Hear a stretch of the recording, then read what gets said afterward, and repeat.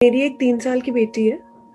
तो मेरा क्वेश्चन उससे रिलेटेड है कि अभी एक वीक पहले ही आपकी एक वीडियो आई थी कि बचपन में ही मेन कंडीशनिंग बच्चों की हो जाती है 15 साल की एज तक, you know what they learn, what they absorb from the environment. तो ऐसा क्या करें कि उनकी ग्रोथ एक पॉजिटिव फॉर्म में हो और किसी चीज को लेके कंडीशनिंग ना हो, पक्की कंडीशनिंग ना हो। Just encourage her to ask as many questions as possible. Let her question everything. बस ये सिखा दो उसको कि बचपन से ही क्वेश्चन पूछने से कभी पीछे नहीं हटना है, और जब भी वो कोई क्वेश्चन पूछे, give your 100% attention to her. Show genuine interest in her question, चाहे वो आपको मीनिंगफुल लगे या मीनिंगलेस लगे, चाहे इंटेलिजेंट क्वेश्चन लगे या फूलिश लगे, क्योंकि ये तो हमारा अपना पर्सपेक्टिव है जो हम बोलते हैं इंटेलिजेंट है, फूलिश है, जबकि बच्चों के क्वेश्चन एक्चुअल में इंटेलिजेंट होते हैं क्योंकि वो कुछ भी पूछ लेते हैं.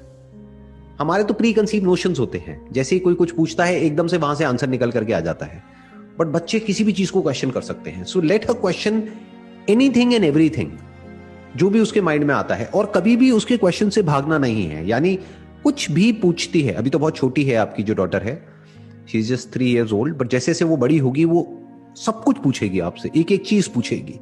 तो जब भी वो पूछे तो आराम से बैठ करके एक एक चीज का जवाब दो, चाहे वो क्वेश्चन कितना भी अनकंफर्टेबल क्यों ना हो.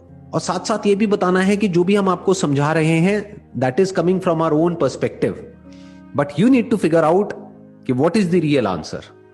That is just a perspective. इसी क्वेश्चन को आप किसी और से पूछोगे तो हो सकता है आपको कोई और आंसर मिलेगा. मतलब जब भी वो क्वेश्चन पूछे तो अप्रिशिएट करो उसको.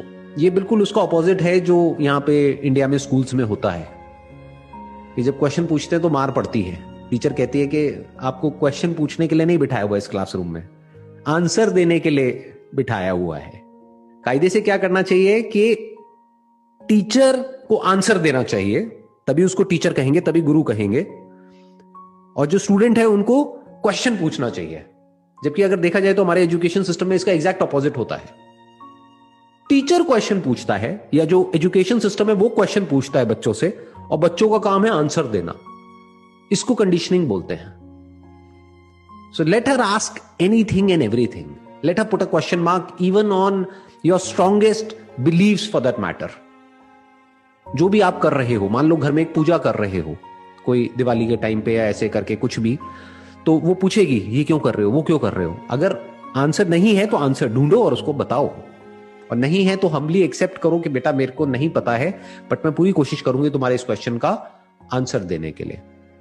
इससे ही एक रिलेटेड दूसरा क्वेश्चन है. मैंने कहीं पढ़ा था कि बच्चे, आप उनको जो बोलते हो वो नहीं समझते, बट आप जो करते हो वो सीखते हैं.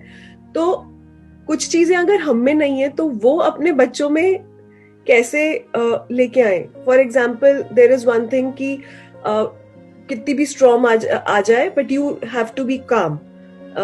एक आपका भी सेशन था that there was a painting, there was a storm and but the person was very calm. So if I get very anxious very easily, so मैं कैसे सिखाऊं कि यू हैव टू बी काम, या कुछ भी जो भी एक लाइफ स्किल्स होती है, वो अगर हम में भी नहीं है कुछ, तो वो हम कैसे सिखाएं. अगर एक्चुअल में आप उसको कह रहे हो डोंट बी एंशियस, और आप खुद एंशियस हो, तो पहले अपनी एंजाइटी को ओवरकम करो, फिर उसको बोलो. नहीं तो उसको क्लियर बोल दो जो सच है. अगर बच्चों को कुछ सिखाना ही है ना, तो सच बोलना सिखाओ, सच सुनना सिखाओ. That is more important than any skill और any habit for that matter.